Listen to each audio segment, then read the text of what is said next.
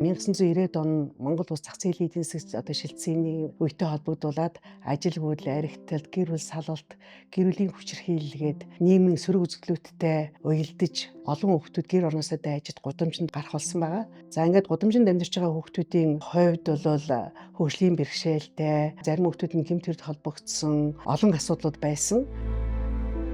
2000 онд хүүхдүүдийн дайлангаа одоо энэ хүн нөхцөлд амьдарч байгаа дуу хоолойг засаг захиргаанд хүргэх зорилготойгоор тэр хүүхдүүдийн нийгмийн амьдралд нэргэн оруулахын тулд хүүхдийн оролцооны инээж буй хүүхд гэсэн ийм одоо чуулга уулзтыг бол яг одоо хүн нөхцөлд хүүхд төсөл дээр биднээс хэрэгжүүлж эхэлсэн байгаа. Хүн нөхцөлд хүүхд төсөл нэртэйгээр байгуулагдсан төсөл маань дороо маш олон төслүүдийг хэрэгжүүлж эхэлсэн учраас хөтөлбөр болж одоо өргөжтсөн байж байгаа.